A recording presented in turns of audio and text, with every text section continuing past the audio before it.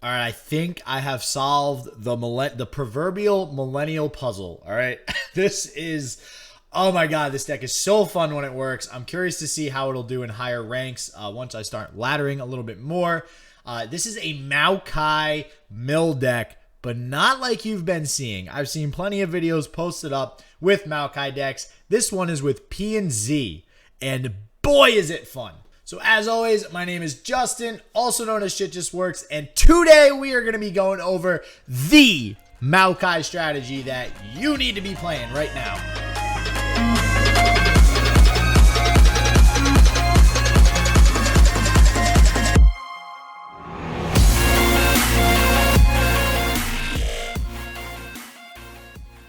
All right, so as per usual, we are going to be going over the deck first and then getting into some gameplay. I think this one we're going to have like 2.5 games just because the awesome win condition that I love winning with, which is SHROOMS, by the way. Yes, that's right. Maokai Mill winning with mushrooms. That's the way to go. So we're going to be going over those games in a second. But until then, first, we're going to go over the entire deck. So if you are new to this channel, do not forget to hit that subscribe button. And if you do like the video, which obviously you will, who doesn't like any video revolving around winning with mushrooms? Don't forget to smash that like button. All right, so this Maokai Mill, first and foremost, just to throw that strategy out there, is not based around him tossing cards. This is primarily, almost 99% of the time, going to be 25 units dying that triggers his level up. So that's what we're going for with this deck. The only thing that actually tosses in this deck is Maokai himself and his champion spell if you do get a second one in hand while you have one on the field. So how do we kill all of our units, you ask? Well, we have 3 Hapless Aristocrat. That's 6 units right there. Obviously, when he dies, he summons another one. We have Cursed Keeper. That's another 6 units. When Cursed Keeper dies, summons a 4/4. We also have Vile Feast. That summons 3 more units as well as Lifesteal. We have the brand new, I almost said Blighted. Wow. Blighted Caretaker, which is a freaking amazing card. This is essentially 4 units. You have himself. It's going to kill another one. Well, it's 3 units plus it kills one. Then it's going to summon 2 saplings. We have Mist's Call, which will summon a random ally that dies that turn. We have 2 Splinter Soul, which I am testing out. I don't know if I like 2. We'll see how it works. I do think it is a great card with something like Cursed Keeper. And we'll get into why it's also good with Chump Wump in a second. And that's pretty much it for the whole... Oh, and then Chronicler of Ruin. Chronicler of Ruin is kind of what enables a lot of these to go off. Now, how do we get to the Maokai fast enough? Well, we have plenty of draw in here. We have the 3 Rummage package, which 3 is a lot of rummage, trust me. And we also have Progress Day. Only 1 Progress Day, mainly because more than that, and you actually end up decking out before your opponent. Plus, they kind of bog up your hand early on in the game. If you have too many, you will most of the time have a very large hand with this deck, especially with the Chump Wumps. And one thing with the Chump Wumps is you will actually want to Chronicler of Ruin the Chump Wumps and Miscall and Splinter Soul the Chump Wumps to get more Shrooms, and you'll see why. All right, so how do we win the game, you ask? Well, I know I mentioned the Shrooms in the beginning, so I'll explain that. But first, what you've been waiting for, this Exodia combo. That's right, you need max mana for this combo. It's usually what an Exodia combo is in any other game. And if you don't know what Exodia is, I feel so bad for you. I love Yu-Gi-Oh! So definitely look it up. You'll see. Basically, you get 5 cards in your hand, you win the game. In this deck, it's not as simple as that because one of them can get denied. But otherwise, you can get damn close to winning the game even if it does get denied. And that is having a leveled up Maokai, which you play for 4 mana. Veteran Investigator times 3, so that's 4 cards that you play for 6 mana. So that's all 10 of your summoning mana. This will trigger 3 draws of your opponent's deck, leaving them with 1 left. And then for the last card, we have Splinter Soul. Summon an exact copy. So you're summoning an exact copy of Veteran Investigator, draws the last card, then on their next draw, they will lose the game. Now, even if Splinter Soul gets denied, they really just are buying themselves 1 more turn. That turn might matter, who knows, but they would have to be saving the 4 deny mana, so you can just avoid, make sure they don't have 4 deny mana. Otherwise, you have Shrooms. So if you don't get that combo off at the end of the game, guess what? If you have 4 to 6 shrooms in your hand, play them. Now they have 20 to 30, possibly more shrooms on the field, or sorry, in their deck. And on 4 cards, in like 2 draws, they'll probably die, especially if you're able to get some chip damage in there throughout the game. So those are the 2 ways to win this deck. And in this video, you're going to see exactly which one is better and which one is, usually more likely to happen.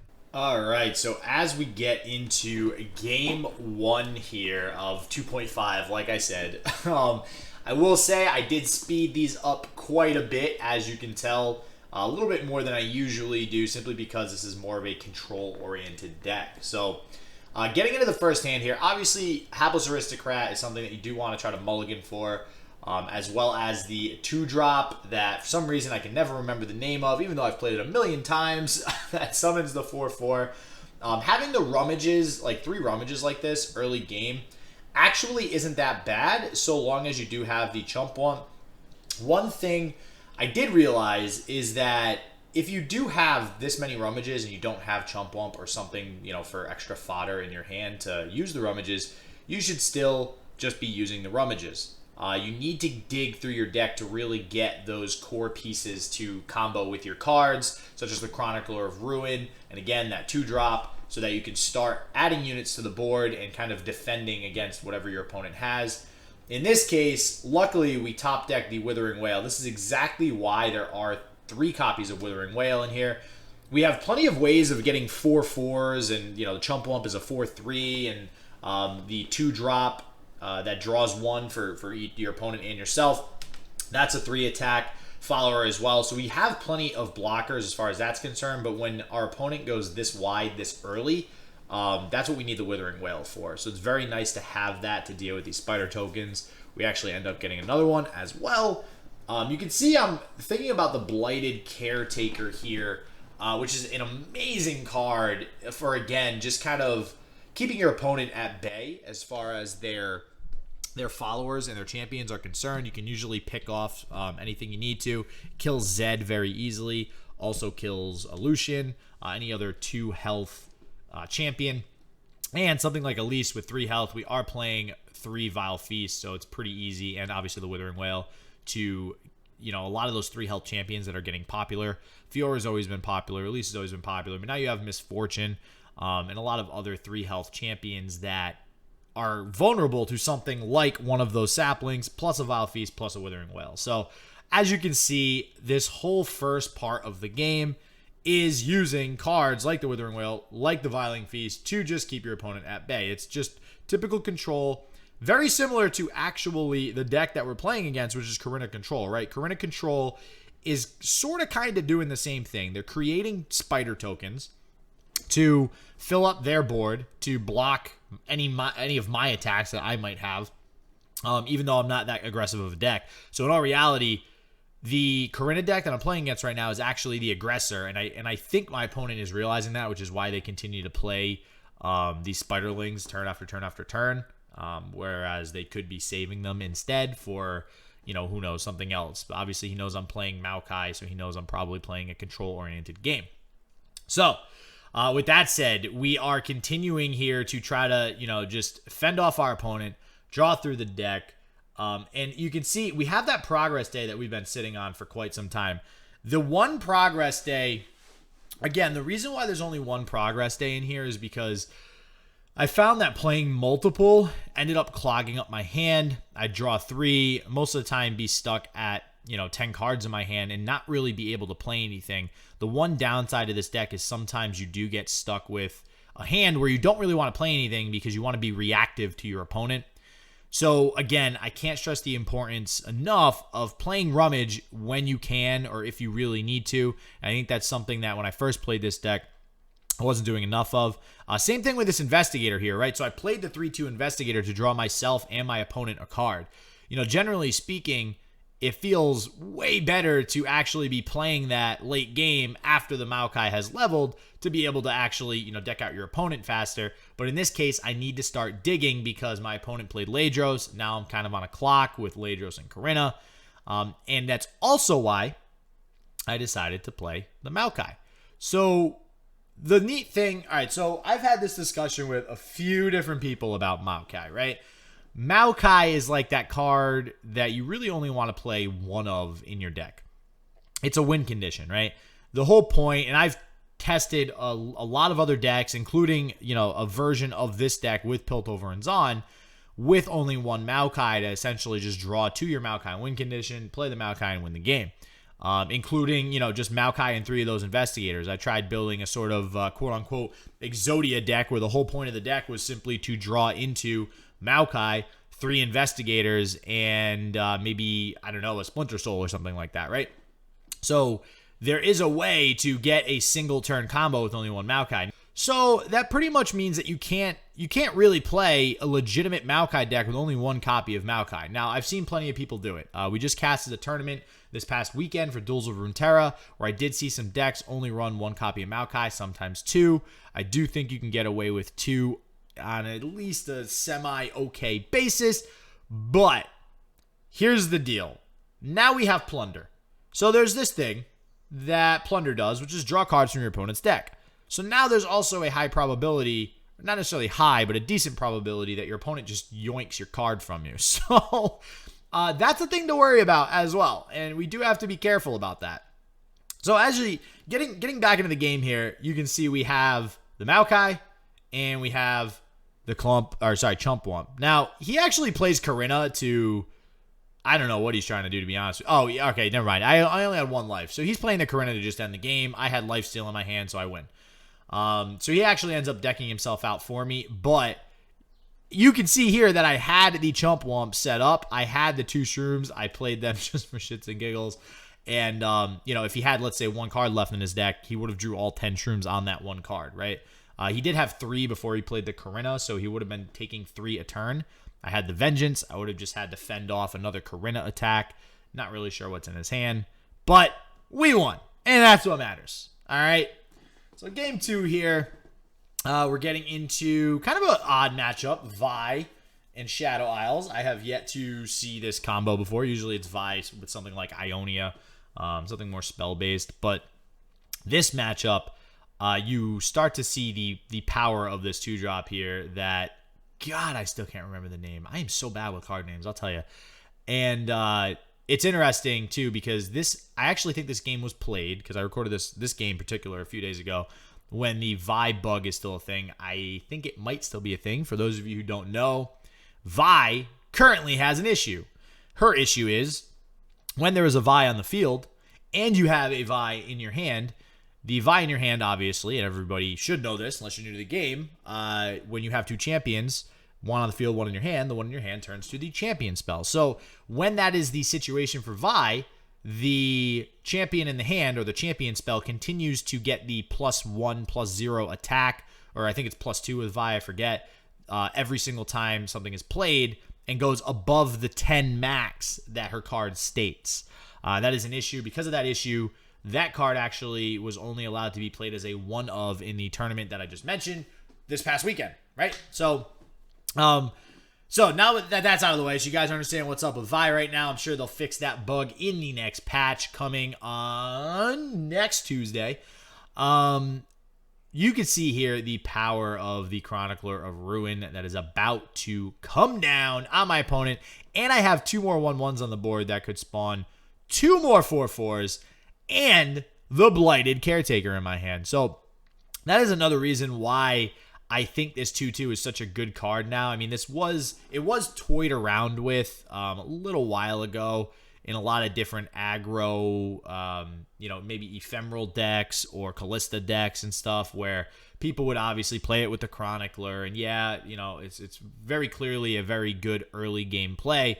However, it wasn't as consistent, because really Chronicler was the only way to actively trigger the card. You could glimpse it, but that's more of a reactive card, right? You want to be playing Glimpse when your opponent targets something to negate the target and make sure that the Glimpse can go off without them being able to negate the Glimpse. Wow, that was a mouthful. So now with Blighted Caretaker, the card just becomes that much better. And not only that, Blighted Caretaker turns it into a very control-y but aggressive control tool, right? I mean, you Blighted Caretaker one of them, and you actually get a 4/4 on top of two 2/1s with Challenger. So you can decimate the opponent's field. Now, one of the things I do want to mention, though, with Blighted Caretaker and this Chronicler of Ruin thing going on, when you are playing 3 of the 2-drop, 3 Chronicler, 3 Blighted Caretaker, your field can become very, very packed. And even right here, I'm not sure that I wanted to really play the Hapless Aristocrat. I'm not sure if that was a good decision. If you play the Blighted Caretaker on the card that summons an Abomination, I swear to God, I'm going to remember this by the end of the video. Maybe I can catch it when I play it. So if you do play the Blighted Caretaker on that, it's going to summon 3 units. And so that means you need to only have 2 units on the board. Sorry, 3 units on the board when you play Caretaker. And you can see here I'm actually forced to play the Caretaker and axe the 4/4. So it is an important interaction to note that when you do that, the 4/4 actually happens last after the 2 saplings. So just keep that in mind. I mean, sometimes you are forced to just, end up having to obliterate something, just like, they did make that recent change. So another recent change, if you guys don't know, is that if you have a full field of 6 followers or champions, you can actually choose to obliterate one of them to summon something from your hand. That is notable because you do not get a last breath effect, so it does not allow you to auto trigger last breath. I do think that was a good call on Riot's part, but that is something of worth to note. And same deal goes when, if you're playing Blighted Caretaker, you do need to know in what order things are going to be summoned. So this game in particular, as I start to get into the later turns here, you can see, okay, now I have the Chump Wump, and I have a lot of Shrooms in my hand. I also have another Chump Wump. I also have the Investigator to make my opponent draw. So my first thought is, okay, this is looking to me to be a game where I'm going to be decking them out with the Shrooms. Now, I will say the Shrooms, to me, you probably want the straight up Shrooms on the last 4 cards of your opponent's deck to be the win condition. I don't know, maybe 15 to 20% of the time. Otherwise, your win condition is really just going to be stalling out the game while they draw the 4 cards, or using the Investigator to speed up the draw towards the end of the game. So the Shrooms are just kind of a nice backup, and again, they do allow for the easy activation of Rummage throughout the game. But they do provide a backup. Again, like let's say your opponent is playing a Sea Monster deck. In the tournament I casted this weekend, again, Legends of Runeterra, that was a very prevalent deck. So if it's interesting, you start playing Maokai against your opponent, and you're thinking, oh yeah, nice, they're down to 4 cards, I'm going to deck them out. Then your opponent pops a Nautilus because they were just going to play a Maokai too. So, if they pop that Nautilus, you're probably looking at them getting back up to 10 cards or so. So the Shrooms do provide some extra, insurance just in case. I will say that's probably one of the harder matchups. It's very unlikely if they pop a Nautilus right after you get them down to 4 cards that you will actually be able to win the game. But if you are able to get the Shrooms, like let's say you get them under 9 mana before they can even play the Nautilus, and on your turn, you can actually get the Shrooms off on the 4 cards and an Investigator to get them to draw before they can shuffle the cards back in with Nautilus, then you're actually in a pretty good spot, and you can actually get them to take the damage with the Shrooms, again, before the Nautilus comes off. So that's a pretty cool way to get around that, but again, that is one of the harder matchups for this deck.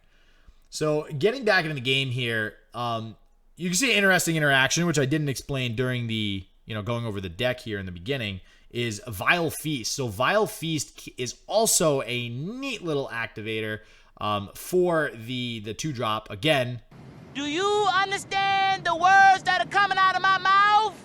And there's so many ways. The great thing about this deck is really that every card works with like every card, honestly. The Chronicler of Ruin now becomes so much better because everything in this deck, it's not just that 2-drop that you want to use the Chronicler on for the pure sake of, okay, nice, I get a bunch of free 4/4s to block and be aggressive or whatever. It can also be used on the Chump Wump. It can also be used on the Investigator to draw more cards, either for yourself or to deck out your opponent. Again, it can be used on the 2-drop. So you have a lot of options here for that Chronicler of Ruin, so it's not always as dead of a card in your hand as it might have been in the past. This is definitely I will say, this is one of the first games I've gone up against Vi. So this is definitely a very interesting game for sure to include in this video. But I did win with the Shrooms, which is why I wanted to include it. You can see here too, we were talking earlier about the 1 Maokai versus 3 Maokai, right? So now here's the inherent, I didn't really talk about the disadvantages of playing 3 Maokai. We talked about the disadvantages of playing 1. The disadvantages of playing 3 is that now you have 2 dead Maokai in your hand. Well, here's how that's actually not a disadvantage in this deck. The extra 2 Maokais turn into, I forget the name, Sap Magic. See, it's just that 2-drop, man. The 2-drop's killing me.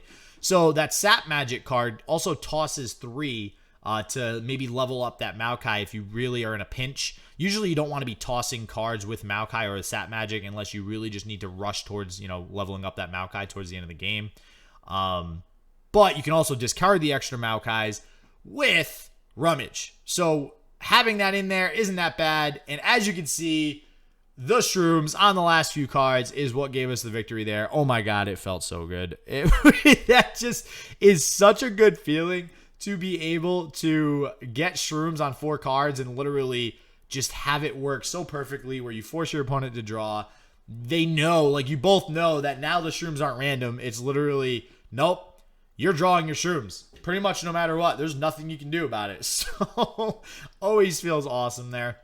Now, in this game, this is a deck that is now starting to become very, very popular, and that is not necessarily Karma. Karma's in it sometimes not. Lee Sin is usually in this deck as well. A deck video that I had posted, which will be in the description below if you want to check it out, has Fizz in it as well. But these Eye of the Dragons are so good. And the thing with the Eye of the Dragons, though, is that I'm not really worried about lifesteal. If I did want to try to do the whole Shroom thing, yeah, of course, I'm not going to be able to, I'm not going to be able to deck them out with the Shrooms because he'll probably just be able to lifesteal back in between turns unless I can get them all in one turn, which is exactly what you are about to see. So we're going down to 4 cards here. We have, let's count them, 6 Shrooms in hand, which is why I already gave him the awesome Shen emote. And now he has 30 Shrooms in his deck with, I believe, 4 cards left. And he just, I would have loved to at least see him draw the cards.